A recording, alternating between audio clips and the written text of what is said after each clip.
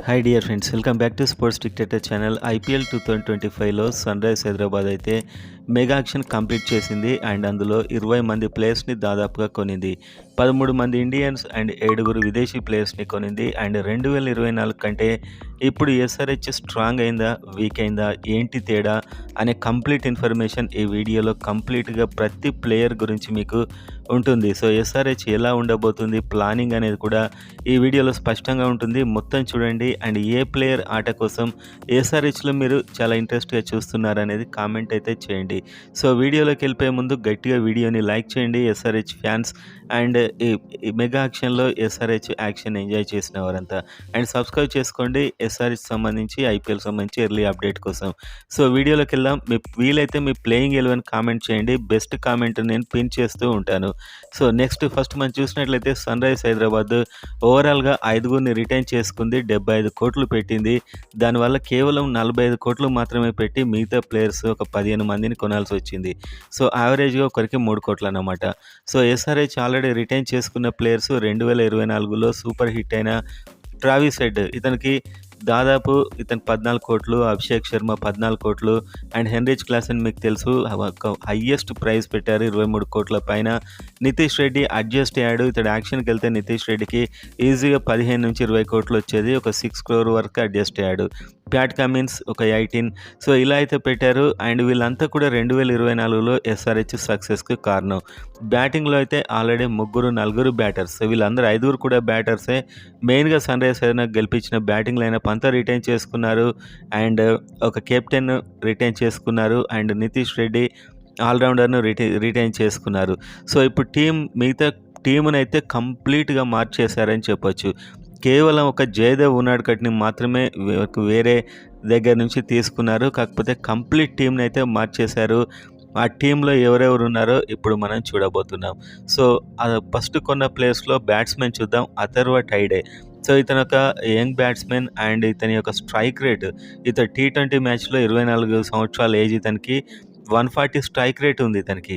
So మంచి strike రేట్తోనే ఆడతాడు. And అదేవిధంగా ఇతడి బ్యాటింగ్ స్టైల్ అయితే లెఫ్ట్ హ్యాండ్ ఉంటుంది. Left arm orthodox, left arm spin వేస్తాడు. 11 వికెట్లు కూడా తీశాడు. సో ఒక ఆల్రౌండర్గా కన్సిడర్ చేయొచ్చు. స్పిన్ బౌలింగ్ అండ్ బ్యాటింగ్లో 6లు కొట్టగలడు. ముఖ్యంగా 6 హిట్టింగ్ పవర్ అనేది ఇతనిలో ఉంది. ఎస్ఆర్హెచ్ ఈసారి ఇలాంటి ప్లేయర్స్ని సెలెక్ట్ చేసింది. అథర్వ టైడే. సో బెంచ్ మీద కూర్చోవచ్చు, కానీ ఏదో ఒక మ్యాచ్లో ఛాన్స్ అయితే వస్తుంది. ఆల్రౌండర్ కిందికి వస్తాడు. అండ్ ఇంకొక ప్లేయర్ అభినవ్ మనోహర్. సో ఇతను ఒక స్పెషలిస్ట్ బ్యాట్స్మెన్ అనుకోవచ్చు. లెగ్ బ్రేక్ కూడా వేస్తాడు, కానీ బౌలింగ్ పెద్దగా లేదు. ఇతని యొక్క స్ట్రైక్ రేట్ 150 స్ట్రైక్ రేట్తోని 30 యావరేజ్తోని T20లో రన్స్ చేశాడు. అండ్ ఇతను 6లు అవలీలుగా బాదుతాడని పేరుంది. సో పోయిన సీజన్లో ఉన్నటువంటి రాహుల్ త్రిపాఠి, మయాంక్ అగర్వాల్ వీళ్ళందరినీ పక్కన పెట్టి ఇతన్ని అయితే తీసుకున్నారు. సో ఒక్కొక్కరికి ఎంత డబ్బు అనేది నేను చివరిలో చెప్తాను. సో అభినవ్ మనోహర్ కూడా ఒక మంచి బ్యాట్స్మెన్. సో ప్లేయింగ్ 11లో ఎవరు ఉంటారో కూడా ఈ వీడియోలో మనం ఒక్కొక్క ప్లేయర్ గురించి అయ్యాక చూద్దాం. అండ్ ఆ తర్వాత Abhinav Manohar right hand batsmen ఇతను. అండ్ ఆ తర్వాత అనికేత్ వర్మ. సో ఇతడు ఒక యంగ్ ప్లేయర్ అని చెప్పొచ్చు, 22 years, right hand batsmen, right hand fast medium. So ఇతని గురించి పెద్ద ప్రొఫైల్ అయితే సిద్ధంగా లేదు. మనం చూసిన వీడియోలను బట్టి 6 హిట్టింగ్ కెపాసిటీ ఉంది. మంచి ధాటిగా బ్యాటింగ్ చేస్తున్నాడు. ఒక బిగ్ హిట్టర్గా కూడా ఉన్నాడు. సో మ్యాక్సిమం బెంచ్కే పరిమితం కావచ్చు. నెంబర్ 9 ఇషాన్ కిషన్. సో ఇషాన్ కిషన్ మీకు తెలుసు ఎస్ఆర్హెచ్ కొన్న ప్లేయర్స్లో ఒక సర్ప్రైజ్ ప్లేయర్. సో ఇతను కూడా ట్రావిస్ హెడ్ లాంటి అండ్ అదేవిధంగా అభిషేక్ శర్మ లాంటి ప్లేయర్. అండ్ ఇతను బ్యాటింగ్ ఆర్డర్లో ఎంత మార్పు తీసుకొస్తాడనేది ప్లేయింగ్ 11లో చూద్దాం. వికెట్ కీపర్గా కూడా పర్ఫెక్ట్ ఇతడు, బ్యాకప్ హెన్రిచ్ క్లాసెన్కి. సో బ్యాటింగ్లో మీకు తెలుసు ఇతడు డిఫెన్స్ ఆడాడు, సునామీ ఇన్నింగ్స్ ఉంటుంది. సో ఎస్ఆర్హెచ్ అయితే ఇలాంటి బ్యాటింగే, అంటే ఒక 10 ఓవర్లో గేమ్ను చేంజ్ చేసే బ్యాట్స్మెన్ తీసుకున్నారు. అండ్ బౌలింగ్లో కూడా ఎస్ఆర్హెచ్ ప్లాన్ ఏంటో చూద్దాం. Number 10 Sachin baby. సో ఇతడు ఒక left hand batsman. Maximum left hand హిట్టర్స్కి అయితే టార్గెట్ చేశారు. అండ్ రైట్ ఆర్మ్ బౌలింగ్ కూడా వేస్తాడు, right arm off break bowling కూడా వేస్తాడు. అండ్ ఇతడి యొక్క స్ట్రైక్ రేటు 131. సో ఒక రీజనబుల్గా బ్యాటింగ్ చేస్తాడు. యావరేజ్ 30 ఉంది. అంటే స్ట్రైక్ రొటేట్ చేస్తూ ఆడగలిగి 6 కొట్టగలిగే కెపాసిటీ ఉన్న ప్లేయర్ ఇతను. ఐపీఎల్లో కూడా 19 మ్యాచ్లు ఆడాడు. ఆర్సీబీకి ఆడాడు, రాజస్థాన్ రాయల్స్కి ఆడాడు. అండ్ ఒక 8 వికెట్లు తీశాడు. ఇతని యొక్క ఎకానమీ అంటే ఓవర్కి ఒక 8 రన్స్ లోపే ఇస్తాడు. సో ఒక మంచి యూస్ఫుల్ ప్లేయర్. స్పిన్ డిపార్ట్మెంట్లో కూడా ఇతడు చాలా స్ట్రాంగ్ అవుతుంది ఇతన్ని తీసుకుంటే అని చెప్పుకోవచ్చు. So batsman cum bowler, allrounder అనమాట. లెఫ్ట్ హ్యాండ్ బ్యాట్స్మెన్, 6 కొట్టగలడు. నెంబర్ 11 ఇషాన్ మలింగ. సో, ఇతను శ్రీలంకకు సంబంధించినటువంటి left hand batsman, right arm fast bowler.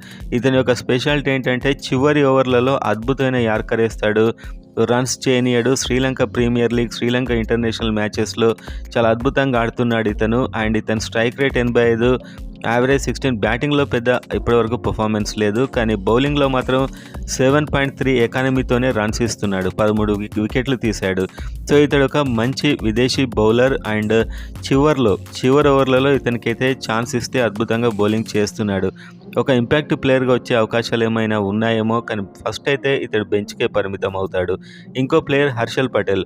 మీకు తెలుసు హర్షల్ పటేల్‌ని తీసుకోవడం, పర్పుల్ క్యాప్ విన్నర్ ఇతను 2024లో. కాకపోతే ఒక 9-10 ఎకానమీతోని రన్స్ ఇచ్చాడు. ఎందుకంటే పోయిన సీజన్‌లో కరెక్ట్ ఇతడు ఎప్పుడైతే అవసరమో ఆ టైంలో బౌలింగ్‌కి దిగుతాడు.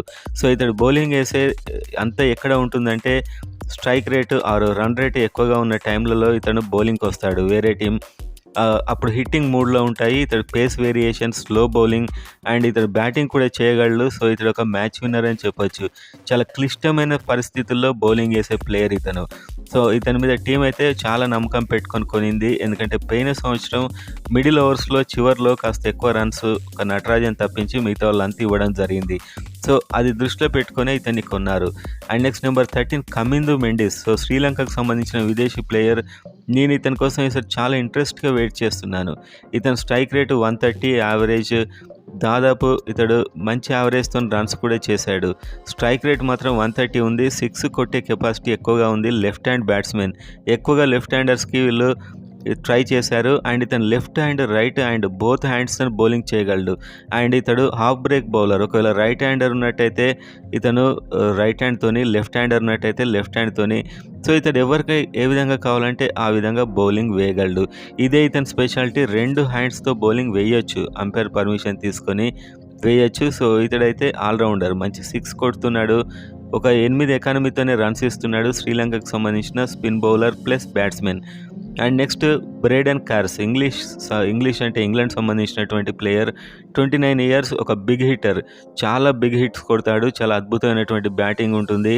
అండ్ యావరేజ్ 19 రన్స్‌తోని ఒక బిగ్ హిట్టర్. చివర్లో చెలరేగిపోతాడు. అండ్ వికెట్లు కూడా చాలా వికెట్లు తీశాడు ఇతను. 44 వికెట్లు తీశాడు టీ20లో. ఎకానమీ 9 వరకు ఉంటుంది. చాలా ఫాస్ట్ జనరేట్ చేస్తాడు. స్పీడ్ బౌలర్ ఇతను. సో, ఒక మంచి ఆల్రౌండర్ అని చెప్పొచ్చు. కానీ ఉన్న ఫాస్ట్ బౌలర్స్, ఆల్రౌండర్స్‌లో ఇతనికి ఛాన్స్ వస్తుందో లేదో చూడాలి. Next Mohammed Shami match winner. ఇతని గురించి చెప్పాల్సిన అవసరమే లేదు. ఎస్ఆర్‌హెచ్‌లో ఈసారి మెయిన్ బౌలర్ ఇతను. ఓపెనింగ్ అండ్ చివర్లో కూడా బౌలింగ్ వేస్తాడు. స్టార్టింగ్‌లో 2 ఓవర్లు, చివర్లో 2 ఓవర్లు. ఎస్ఆర్‌హెచ్‌కు పెద్ద దిక్కుగా ఉండబోతున్నాడు మహమ్మద్ షమి. అండ్ ఇంకో ప్లేయర్ జయదేవ్ ఉనాడ్కట్. ఇతన్ని 1 కోటి పెట్టి అనవసరంగా కొన్నారనిపించింది. ఎందుకంటే ఆల్రెడీ హర్షల్ పటేల్ ఉన్నాడు, ప్యాట్ కమిన్స్ ఉన్నాడు. అలాంటి బౌలర్లే అందరూ ఉన్నారు. ఒక మంచి బ్యాట్స్‌మెన్‌కి ఇంకొక 1 crore యాడ్ చేసి తీసుకుంటే బాగుండేది. సో, జయదేవ్ ఉనాడ్కట్‌ని తీసుకోవడం ఒక్కటే నాకు నచ్చలేదు. And next Simranjit Singh. ఇతడు ఒక అద్భుతమైనటువంటి బౌలర్, ఫాస్ట్ బౌలర్. అండ్ మెయిన్‌గా 145 జనరేట్ చేసే ఫాస్ట్ ఉన్నటువంటి బౌలర్. సో, ఇతడు కూడా మంచి బౌలర్ అయ్యే ఛాన్స్ ఉంది. మాక్సిమం స్టార్టింగ్‌లో బెంచ్‌కే పరిమితం కావచ్చు. కానీ మంచి బౌలర్ ఇతను. And next Rahul Chahar. Spin డిపార్ట్మెంట్‌లో 133 వికెట్లు తీశాడు. 8 లోపే ఎకానమీ. ఎస్ఆర్‌హెచ్‌కు స్పిన్ డిపార్ట్మెంట్‌లో ఇతడు రెగ్యులర్‌గా ఆడబోతున్నాడు. సో, లెగ్ బ్రేక్ బౌలింగ్ ఏస్తాడు, గూగ్లీ ఏస్తాడు. అంటే స్పిన్ అవుతుందనుకుంటారు, కానీ స్పిన్ కాదు. ఒక రకంగా మిస్టరీ స్పిన్నర్ అని చెప్పుకోవచ్చు ఇతన్ని. అండ్ ఇంకో ప్లేయర్ ఆడమ్ జంపా. 344 వికెట్లు తీసినటువంటి ఒక చాలా ఎక్స్‌పీరియన్స్ ప్లేయర్. రాహుల్ చహార్‌కి 25 సంవత్సరాలే, కానీ ఇతనికి 32. చాలా ఎక్స్‌పీరియన్స్. అండ్ జస్ట్ 7.4 ఎకానమీతోని రన్స్ ఇచ్చి 343 వికెట్లు తీశాడు. సో, అద్భుతమైనటువంటి స్పిన్ బౌలర్. కానీ విదేశీ ప్లేయర్స్ కేటగిరీలో ఒక్కరికే ఛాన్స్ ఉంటుంది. అంటే మిగతా వాళ్ళంతా కూడా Travis head and Pat Cummins, Heinrich Klaasen fix అయిపోయారు. సో, ఒక్కరికే ఛాన్స్. అందులో కమిందు మెండిస్. అతనికే ఛాన్స్ ఇచ్చే అవకాశాలైతే ఉన్నాయి. అండ్ నెక్స్ట్ జీషాన్ అన్సారీ అని ఒక కొత్త player. Right hand batsman and అదేవిధంగా leg break bowler. 24 years. So, ఇతని గురించి పెద్ద డేటా అవైలబుల్ లేదు. సో, ఒకసారి మనం ప్లేయింగ్ 11 చూద్దాం. కళ్ళు చెదిరే ప్లేయింగ్ 11 అయితే ఉండబోతుంది. సో, ప్లేయింగ్ 11లో ప్లానింగ్ చూస్తే ట్రావిస్ హెడ్, అభిషేక్ శర్మ ఇద్దరు ఓపెనర్స్ రావడం ఫిక్స్. ఇందులో ఎలాంటి మార్పు లేదు. సో, వీళ్ళు ఒక సునామీ ఇన్నింగ్స్ ఆడతారు. వీళ్ళలో ఎవరు అవుట్ అయినా కూడా అలాంటి జిరాక్స్ ప్లేయర్ ఇషాన్ కిషన్ అతడు వస్తాడు. సో, ఎస్ఆర్‌హెచ్ ప్లానే అది. ఒక 10 ఓవర్స్‌లో 100 అలా 150 అలా కొట్టేయడం. అదే ప్లాన్‌తో ఇషాన్ కిషన్‌ని తీసుకున్నారు. అండ్ ఆ తర్వాత మరొక ప్రెజెంట్ ఇంటర్నేషనల్ క్రికెట్‌లో ఒక అద్భుతమైనటువంటి ప్లేయర్ ఒక సునామీ ఇన్నింగ్స్ ఆడే హెన్రిచ్ క్లాసెన్ వస్తాడు. సో, ఈ నలుగురు ఎదురు దాడి అయితే ఉంటుంది స్టార్టింగ్‌లో అని చెప్పొచ్చు. అండ్ నంబర్ 5లో Nitish Kumar Reddy young batsman and allrounder. So, Nitish Kumar 6లు అవలీలా కొట్టగలడు మీకు తెలుసు. బౌలింగ్ కూడా వేయగలడు.